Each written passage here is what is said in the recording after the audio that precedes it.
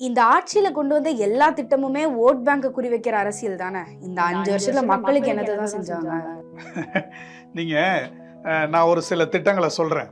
இந்த திட்டங்கள்லாம் கேட்ட அப்புறம் நீங்களே இது ஓட் பேங்க் பாலிடிக்ஸா இல்லாட்டி வெல்ஃபேர் பாலிடிக்ஸான்னு உங்களுக்கு தெரியும். முதல்ல இளம் பெண் குழந்தைங்களுக்கு 14 வயசு இருக்கிற குழந்தைங்களுக்கு செர்விக்கல் கேன்சர் வேக்சின் போடுற ஒரு திட்டத்தை அறிமுகப்படுத்தி கிட்டத்தட்ட 30,000க்கு மேற்பட்ட பெண் குழந்தைங்களுக்கு அந்த தடுப்பூசி போட்டிருக்கிறாங்க. இது எதிர்காலத்தில் அவங்களுக்கு கருப்பையில புற்றுநோய் வராம தடுக்கும். இன்னொரு முக்கியமான திட்டம் முதலமைச்சரின் காலை உணவு திட்டம். இதுல அரசு பள்ளி குழந்தைகளுக்கும் அரசு உதவி பெறும் பள்ளி குழந்தைகளுக்கும் 20 லட்சம் பேருக்கு காலை உணவு கொடுத்துட்டு இருக்கிறாங்க. இத அடுத்த திராவிட மாடல் 2.0 ஆட்சியில 35 லட்சமா அதிகரிக்கிறதுக்கும் திட்டம், 8ஆம் வகுப்பு வரலையும் இருக்கிற பள்ளி குழந்தைகளுக்கு விரிவு செய்யறதுக்கும் திட்டம் இருக்குது. அதே மாதிரி அன்பு கரங்கள்னு இன்னொரு திட்டம் இருக்கு. பெற்றோர்களே இல்லை அப்படின்னா அந்த குழந்தைங்களை அரசாங்கமே அவங்களுக்கு 2000 ரூபாய் மாதம் உதவி தொகை கொடுக்கறதோட மட்டும் இல்லை, 18 வயசு வரலையும் அவங்களுக்கு இந்த உதவித்தொகையை கொடுத்து அவங்களுக்கு மேற்படிப்புக்கு தேவையான எல்லா வசதிகளையும் கூட கொடுத்துக்கிட்டு இருக்கிறாங்க. அவங்க எல்லாம் ஓட்டு போடுவாங்கன்னு எதிர்பார்த்தா செய்யறாங்க இல்லை. அதே மாதிரி அன்புச்சோலைன்னு ஒரு திட்டம் அறிமுகப்படுத்தி சீனியர் சிட்டிசனுக்கெல்லாம் அவங்க பகல் நேரத்தில் ஒரு நியூட்ரிஷியஸ்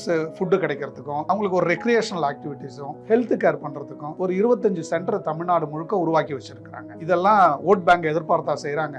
அதே மாதிரி ஆதரவற்றவர்களுக்கு வீடு இல்லாதவங்களுக்காக இரவு காப்பகங்கள் அமைச்சு கொடுத்திருக்கிறாங்க இந்த அரசாங்கம். அதே மாதிரி டிரான்ஸ்ஜெண்டர்களுக்கு டிரான்ஸ்ஜெண்டர் வெல்ஃபேர் போர்டுன்னு ஒண்ணு உருவாக்கி 5000க்கும் மேற்பட்டவங்களுக்கு உதவித்தொகை கொடுத்துக்கிட்டு இருக்கிறாங்க. அவங்க சுய தொழில் தொடங்குறதுக்கு தேவையான எல்லா விதமான முயற்சிகளையும் அரசாங்கம் எடுத்து கொடுத்துக்கிட்டு இருக்குது. அதே மாதிரி இன்னுயிர் காப்போம் அப்படிங்கிற ஒரு திட்டத்துல விபத்துகள்ல பாதிக்கப்படுறவங்க எல்லாருக்குமே உடனடியா 48 மணி நேரத்துக்குள்ள சிகிச்சை கொடுத்து அவங்க உயிரை காப்பாத்துறாங்க. இந்த திட்டத்துல தமிழ்நாட்டுக்காரங்க வட மாநிலத்தில இருந்து புலம்பெயர்ந்து வந்து இங்க வேலை செய்யற தொழிலாளர்கள் எல்லாரும் இதுல பயன் கிடைக்கிறாங்க. அவங்களுக்கு எல்லாம் தமிழ்நாட்டுல ஓட்டு இருக்கா இல்லையா அப்படின்னு பார்த்தா அவங்களுக்கு எல்லாம் அந்த மருத்துவ வசதி எல்லாம் கொடுக்குறாங்க இல்ல. இன்னொரு திட்டம் எடுத்துக்கிட்டீங்கன்னா விடியல் பயணம் திட்டம். விடியல் பயணம் திட்டத்துல அவங்க தமிழ்நாட்டு பெண்கள் தான் போறாங்களா இல்ல வெளி மாநிலத்தில இருந்து வர்றவங்க எல்லாம் போறாங்களான்னு பிரிச்சு பாக்குறது இல்லைங்க. மாற்றுத்திறனாளிகளை அவங்கள சமுதாயத்துல அவங்களும் ஒருத்தவங்களா நினைச்சுக்கிறதுக்காக எல்லா விதமான வசதிகளையும் இந்த அரசாங்கம் பண்ணிட்டு இருக்குது. அவங்களுக்கு தாழ்தள பேருந்து விடுறதாகட்டும், அரசு அலுவலகங்கள்லயோ இல்ல கடற்கரை போன்ற இடங்கள்லயோ அவங்க எளிதா போய் வர்றதுக்கு தேவையான ரேம்ப் அமைக்கிறதா இருக்கட்டும், உள்ளாட்சி அமைப்புகள்ல நிறைய இடஒதுக்கீடு